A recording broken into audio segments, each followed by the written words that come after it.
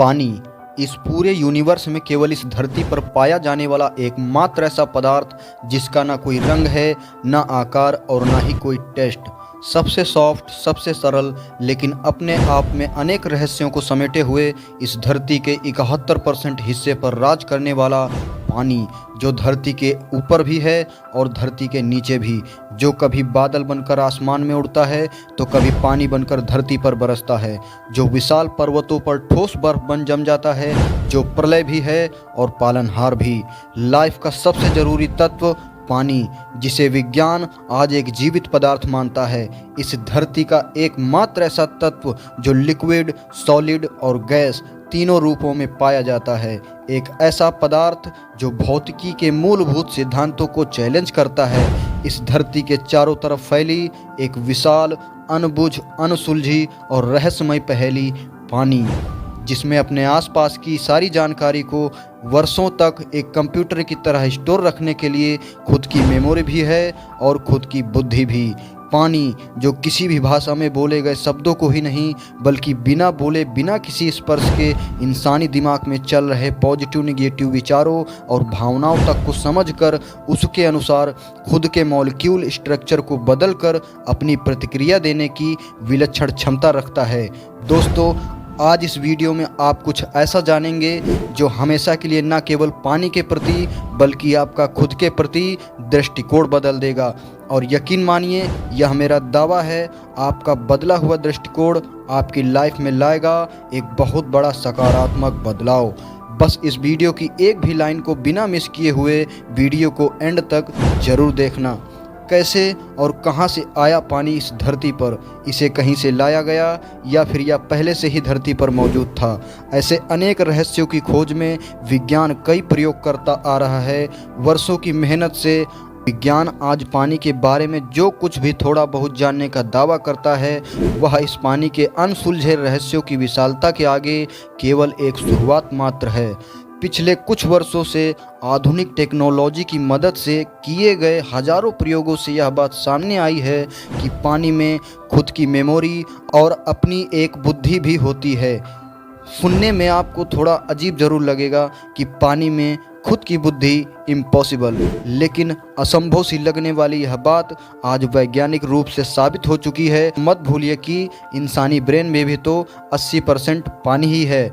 Brain जिसका वजन 1300 से 1400 ग्राम होता है, और विज्ञान इंसानी ब्रेन की क्षमताओं को सुपर कंप्यूटर से भी ज़्यादा तेज मानता है। तो सोचिए, यदि 1300-1400 ग्राम का ब्रेन अपने आप में इतनी क्षमता रखता है, तो पूरी दुनिया में फैला हुआ 71% पानी अपने आप में कितना बड़ा सुपर कंप्यूटर हो सकता है। वैज्ञानिकों के कई प्रयोगों से यह बात स्पष्ट हो चुकी है कि पानी में इंसानी शरीर की तरह सेल्स होते हैं और खुद का सेल्यूलर स्ट्रक्चर होता है, और इस खास तरह के स्ट्रक्चर में मॉलिक्यूल्स आपस में ग्रुप्स में जुड़े होते हैं, और इस एक ग्रुप को एक क्लस्टर कहा जाता है, और यह क्लस्टर एक मेमोरी सेल्स की तरह काम करते हैं। पानी के हर मेमोरी सेल में 4,40,000 इंफॉर्मेशन पैनल होते हैं। इनमें से हर एक सेल अपने आसपास के वातावरण से इंटरेक्ट करने में सक्षम होता है।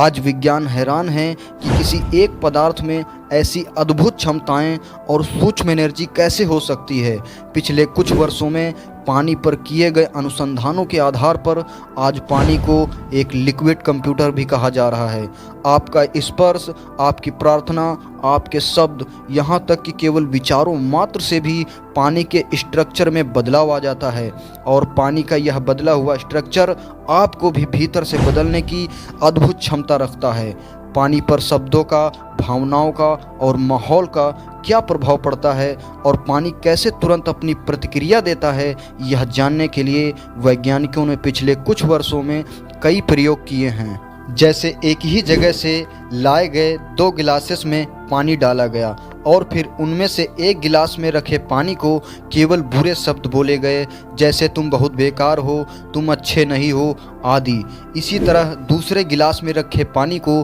केवल अच्छे शब्द बोले गए, जैसे तुम बहुत अच्छे हो, जीवन हो, थैंक यू आदि। और उसके बाद पानी को एक निश्चित टेम्परेचर पर फ्रीज करने के बाद माइक्रोस्कोप की सहायता से देखा गया तो नतीजे हैरान करने वाले थे। जिस गिलास में रखे पानी से बुरा भला कहा गया, उस पानी के क्लस्टर की संरचना से बनने वाली इमेज काफ़ी खराब और विकृत बनी, और जिस गिलास में रखे पानी से अच्छे शब्द कहे गए, उसे थैंक यू कहा गया, उस पानी के क्लस्टर की संरचना काफ़ी शानदार बनी। ऐसे ही एक एक्सपेरिमेंट के दौरान कुछ लोगों को पानी के सैंपल को केवल टच करने के लिए कहा गया और फिर पानी के सैंपल को माइक्रोस्कोप में देखा गया तो पानी के क्लस्टर में हर इंसान के लिए अलग अलग इमेज बनी। लेकिन वैज्ञानिकों को हैरानी तो तब हुई जब किसी दूसरी जगह से लाए गए पानी के सैंपल को इन्हीं सब लोगों को दोबारा से छूने के लिए कहा गया, और इस बार भी सैंपल को माइक्रोस्कोप से देखने पर